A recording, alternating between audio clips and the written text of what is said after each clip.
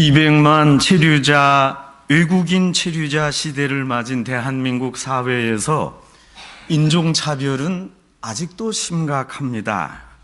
일제치하에서 조생진으로 천대받은 경험이 있고 역사적으로 서양 사람들에게 옐로우 망키즈라고 차별당했던 한국인입니다. 그런데 현재 한국에서 거주하는 외국 사람들에 대한 한국인의 처사를 보면 인종차별 정도가 일본과 미국보다 더욱 심한 듯합니다. 요즘 한국 농촌의 총각들이 동남아시아 출신 여성들과 결혼하니까 그 자녀들이 모두 호녀라 아닙니까? 그런데 작은 나라 한국에서 출신 성분을 따지고 피부색으로 사람들을 비하합니다. 어쩌자는 겁니까? 호녀라가 자식이요? 지금 피부색이 다르지만 이미 한국 사람입니다. 호족에 등록이 되었습니다. 엄한 시어머니 밑에서 호되게 시집살이 했던 며느리가 나는 좋은 시어머니가 되겠다 했다가 막상 본인이 며느리를 더욱 구박하는 시어머니가 된다지 않습니까? 인종차별로 어려움을 겪은 한국인이 외국인과 호녀라에 대해 좀 너그러우면 좋겠습니다. 미국 남북전쟁 당시 노예제도를 주장하던 남부의 양반들이 흑인을 이렇게 천대했습니다. 너희는 말할 때 모음만 사용해라. 아니 자음 없이 모음으로 어떻게 말을 합니까? 이건 말하지 말라는 겁니다. 흑인들이 이런 비참한 수모를 겪었습니다. 한국 사람들은 유난히 아프리칸 아메리칸을 더욱 비하합니다. 1996년 충청남도 장항에서 목회할 때 제가 미국 유학을 했다는 소문을 듣고 인근의 청년 대학생들과 목회자들이 제게 찾아와서 영어 회화를 가르쳐 달라고 요청했습니다. 그래서 매일 새벽 기도회를 마치고 아침을 먹기 전에 교회 모여서 영어 공부를 했습니다. 그 영어 모임이 발전해서 이제 네이티브 스피커의 발음으로 공부하자 했습니다. 그래서 매주 월요일 저녁 군산 비행장 근처 미군 부대에 가서 미국인이 인도하는 성경 공부에 참여했습니다. 한 달에 한 번 미국 군목이 성경 공부를 인도했고 목사 안수 과정에 있던 토마스 전도사님이 주로 인도했습니다. 토마스 전도사님은 군인이 아니었습니다. 이분이 한국에 와서 정착한 데는 사연이 있었습니다. 토마스가 한국을 여행했다가 군산 미군 부대 근처에 사는 호녀라 아이들을 보고 이들을 도우려는 사명으로 온 가족이 한국으로 이주했습니다. 오후와 저녁에 영어 학원을 운영해서 생활했고 오전에는 공짜로 홈스쿨을 지도했습니다. 대상은 미군 부대 근처에 사는 호녀라들이었습니다.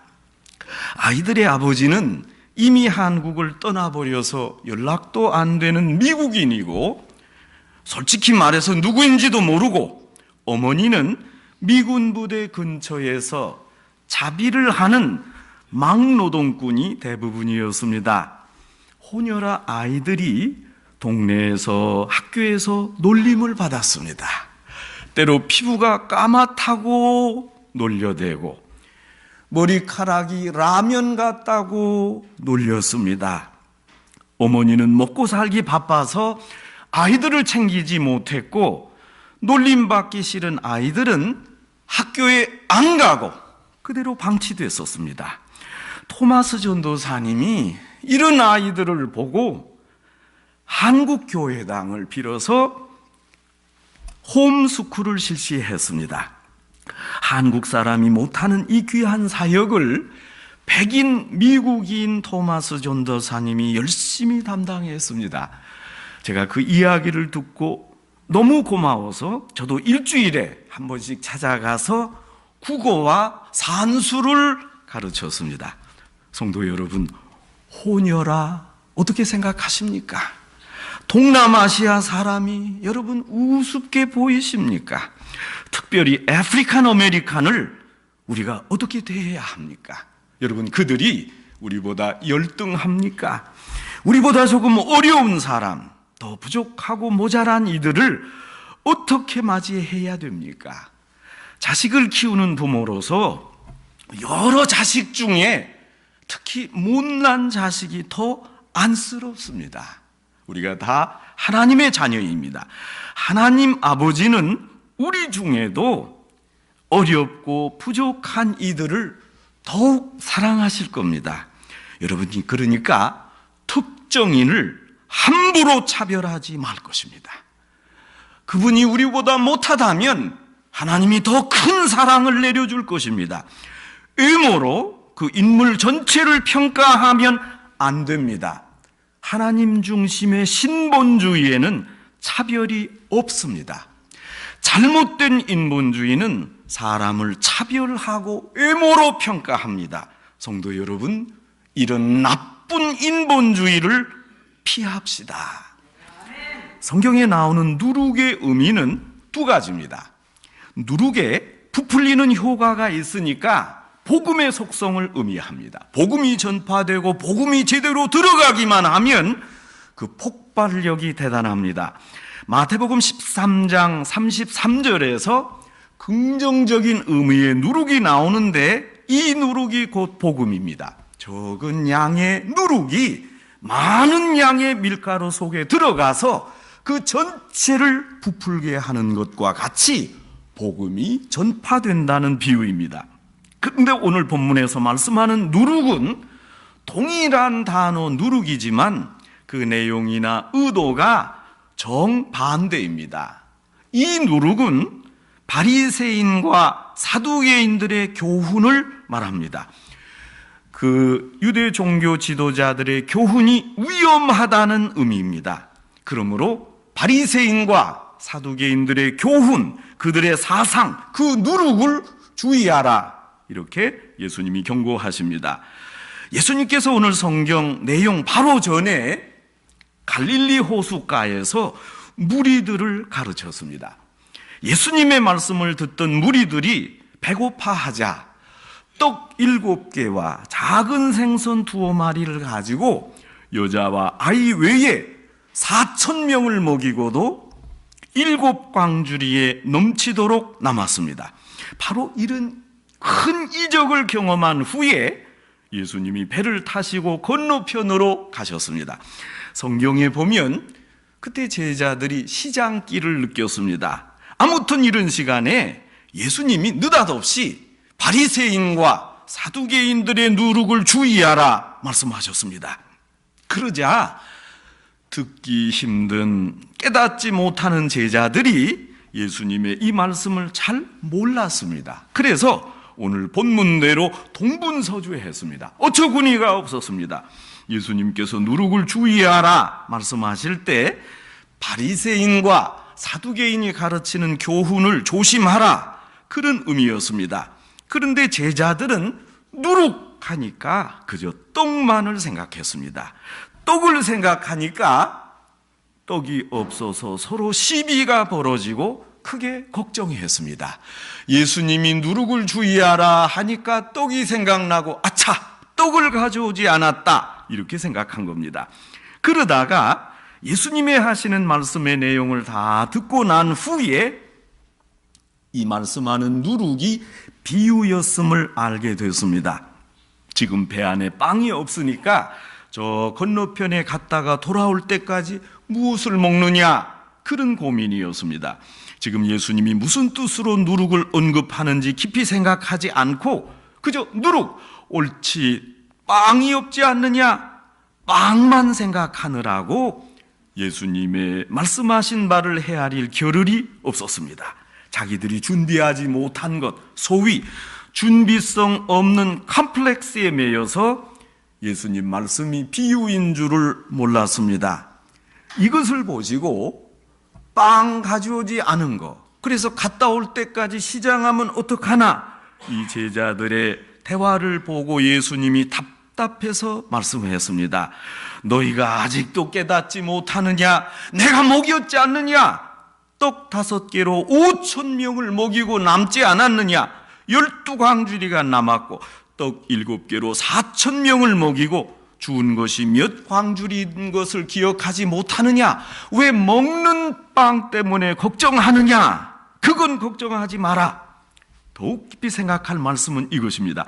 어찌 내가 말한 게 먹는 떡이 아닌 줄을 깨닫지 못하느냐?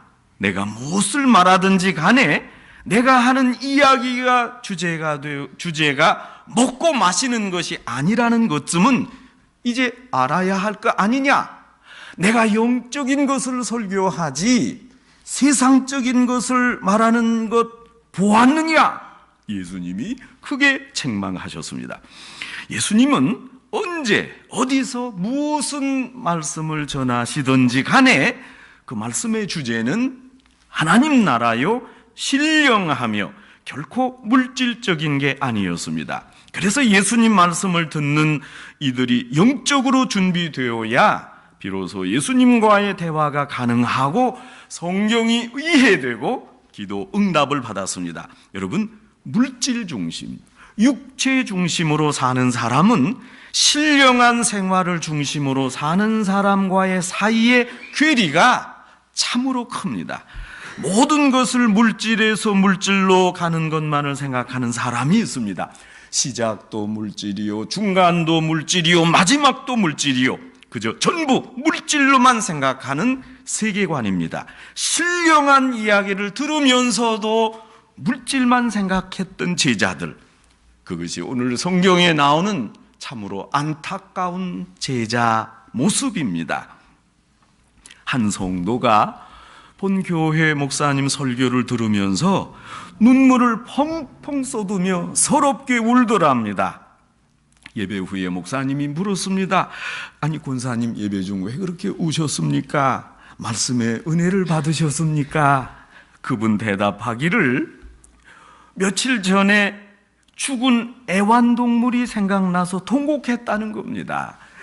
목사님 말씀을 듣고 은혜 받아보는 게 아니라 설교 중에 동물 예화가 나오자 아이고 죽은 강아지 이렇게 생각나서 울었다는 겁니다. 도대체 이것을 어떻게 이해하면 좋겠습니까? 여러분, 우리는 본질을 생각해야 됩니다. 그래서 예수님이 다시 강조합니다. 어찌 내가 한 말이 먹는 떡이 아닌 것을 모르느냐? 왜 깨닫지 못하느냐? 예수님은 계속해서 하나님 나라 신령한 세계에 관하여 영원한 가치를 말씀하시고 지금 이 시간도 신령한 말씀을 전하십니다. 예수님이 말씀하신 누룩은 들어간 대상을 발효시키고 섞이게 하고 마지막에는 썩어 부패하게 만듭니다. 그런데 이 누룩에는 몇 가지 특징이 있습니다. 적은 양에서 전체로 퍼집니다. 많은 양의 밀가루 속에 누룩을 아주 조금만 넣어도 그 누룩이 밀가루를 다 부풀어 오르게 합니다. 물질도 변하게 합니다. 누룩은 조용하게 퍼집니다. 시끄럽지 않습니다. 이렇게 다른 물질에 들어간 누룩이 결국 전체를 이 물질로 만들게 됩니다.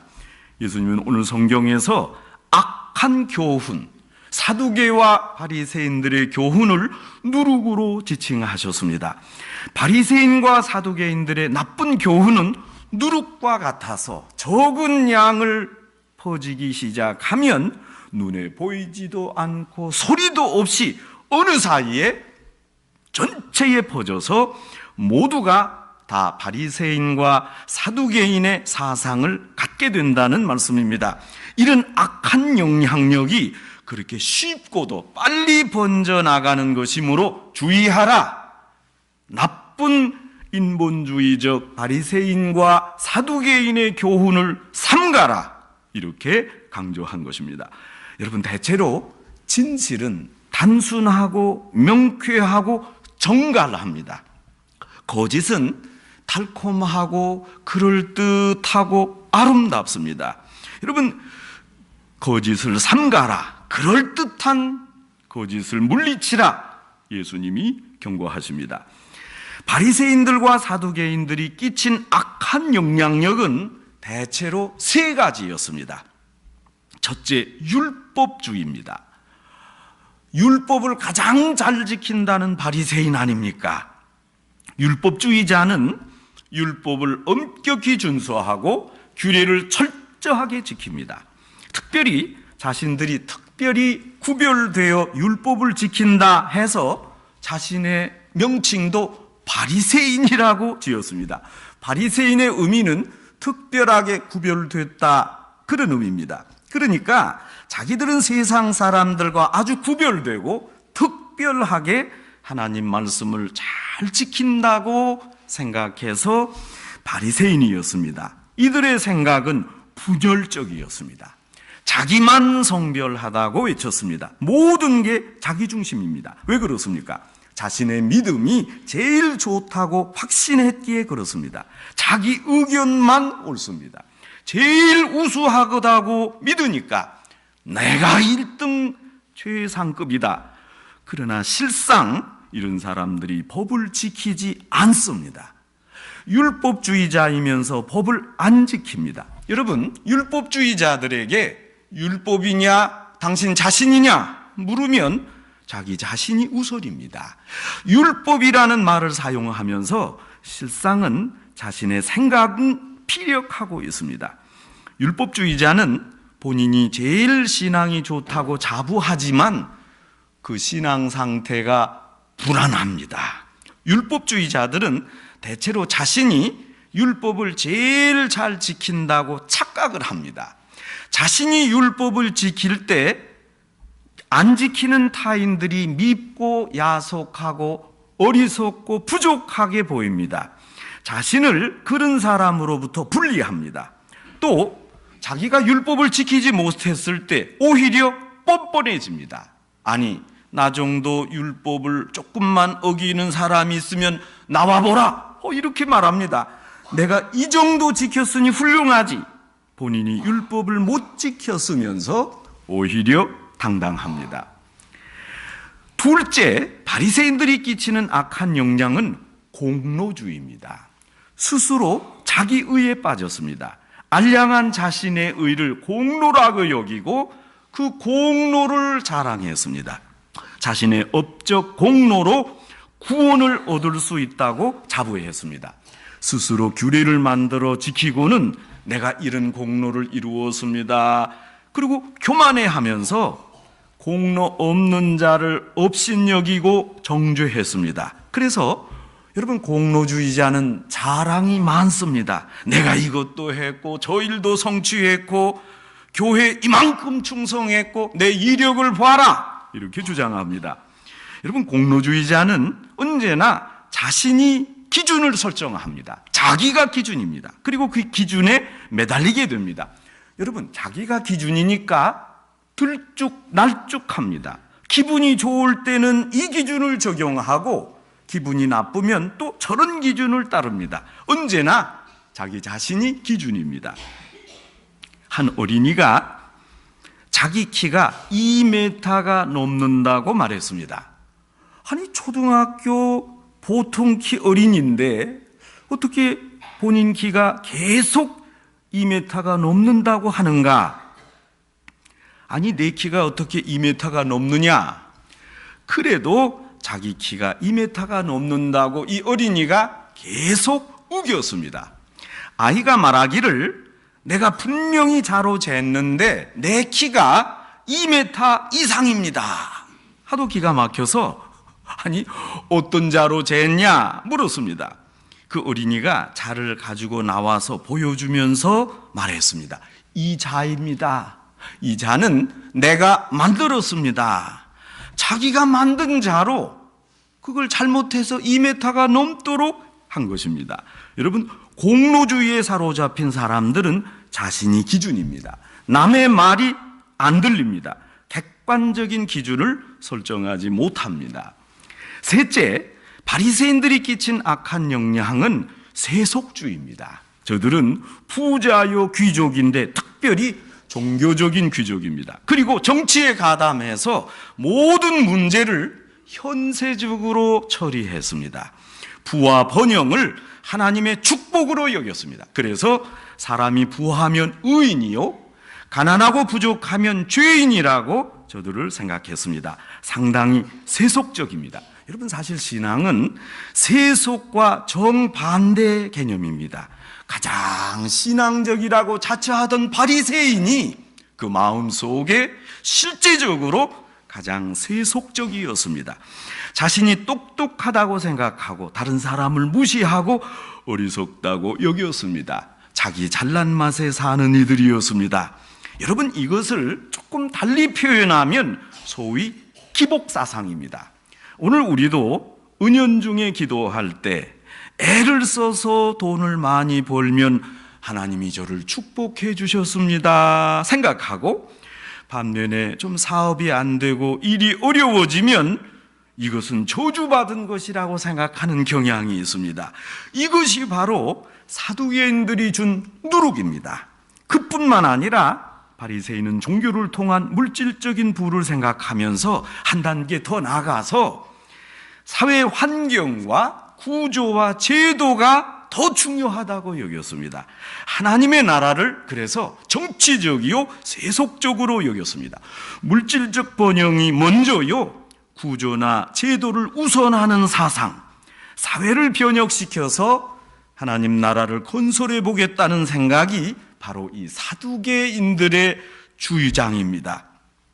반면에 예수님의 생각은 너무 볼품이 없고 초라합니다.